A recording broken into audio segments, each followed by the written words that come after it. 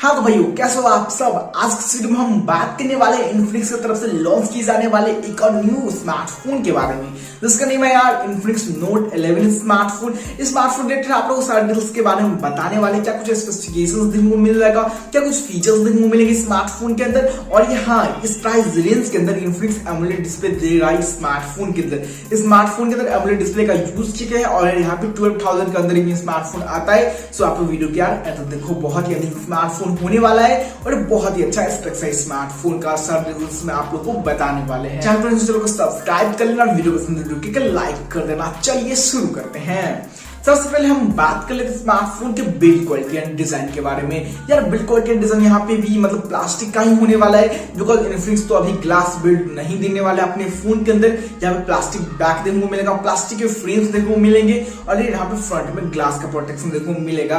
कौन से ग्लास का प्रोटेक्शन देखने को मिलेगा इन्फिनिक्स अपने स्मार्टफोन के अंदर कौन से ग्लास का प्रोटेक्शन देती है, जनरली वो नहीं बताती है, बट यहाँ पे कोई चाइनीज ग्लास का प्रोटेक्शन देखने को मिल सकता है या प्रोबेबली यहाँ पे गोरिल्ला ग्लास 3 का प्रोटेक्शन दे देता तो और भी मजा आ जाएगा।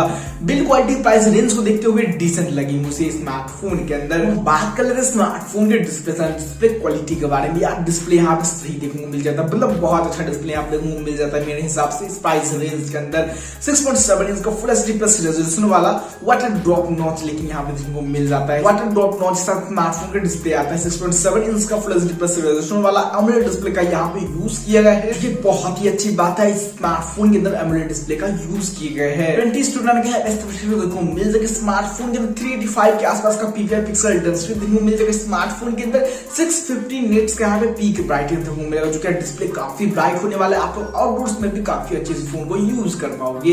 यहाँ पे रिफ्रेश रेट के बारे में बात करते हैं, रिफ्रेश रेट यहाँ पे नहीं देखने को मिल जाता है, मतलब नॉर्मल रिफ्रेश रेट यहाँ पे देखने को मिल जाता है 60 हर्ट्ज का और 120 हर्ट्ज का यहाँ पे साथ रेट देखने को मिल जाता है। बट यार यहाँ पे ऑलरेडी डिस्प्ले दे दी, यही बहुत ही बड़ी बात है स्मार्टफोन के अंदर। यहाँ पे कंटेंट वॉचिंग आप बहुत ही अच्छे से कर पाओगे स्मार्टफोन के अंदर, नेट गेमिंग से बहुत अच्छे से कर पाओगे इस फोन के अंदर। अब हम बात कर लेते हैं स्मार्टफोन की प्रोसेसर के बारे में। यार ये जानना बहुत ही जरूरी है स्मार्टफोन के अंदर कौन से प्रोसेसर का यूज किया गया है। सो स्मार्टफोन के अंदर यार G88 प्रोसेसर का यूज किया गया है, जो कि डिसेंट प्रोसेसर है। 12 nm पे बेस्ड आप लोगों को डिसेंट गेमिंग करा देगी। इस प्राइस रेंज को देखते हुए बेस्ट गेमिंग कराएगी और एक ग्रेफाइट कूलिंग का भी सिस्टम यहाँ पे देखने को मिल जाता है। 12 nm पे बेस्ड ये प्रोसेसर थोड़ी सी हीट करेगी और एक ग्रेफाइट कूलिंग दिया हुआ है हीट मैनेजमेंट के लिए। सो बहुत ही अच्छी बात है।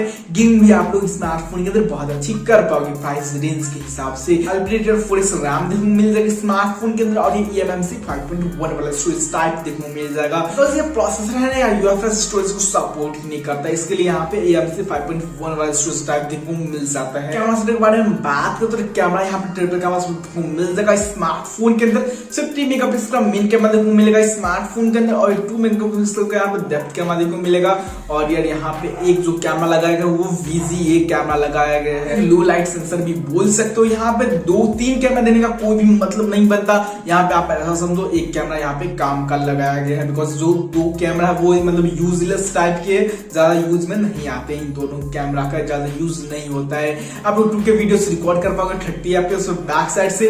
फ्रंट कैमरे के बारे में बात करें, फ्रंट में यहाँ पे 16 मेगापिक्सल सेल्फी कैमरा देखने को मिल जाएगा, जो कि बहुत अच्छी बात है। 1080p 30 FPS आप लोग फ्रंट कैमरे से वीडियो को रिकॉर्ड कर पाओगे। हम बात करें स्मार्टफोन की बैटरी कैपेसिटी फास्ट चार्जर के बारे में। बैटरी यहाँ पे 5000 mAh का बैटरी देखने को मिल जाएगा, जिसका बैकअप बहुत ही सही होने वाला है। 33 वोल्ट का यहाँ पे फास्ट चार्जर भी देखने को मिल जाएगा स्मार्टफोन में, जो कि बहुत अच्छी बात है। 33 वोल्ट का फास्ट चार्जर आप लोगों को बॉक्स के अंदर देखने को मिल जाता है और यहाँ पे 3.5mm जैक भी देखने को मिल जाता है। एंड्रॉइड 11 पे बेस्ड ये स्मार्टफोन। आप लोग साइड माउंटेड हुए सेंसर देखने को मिल जाएगा स्मार्टफोन के अंदर।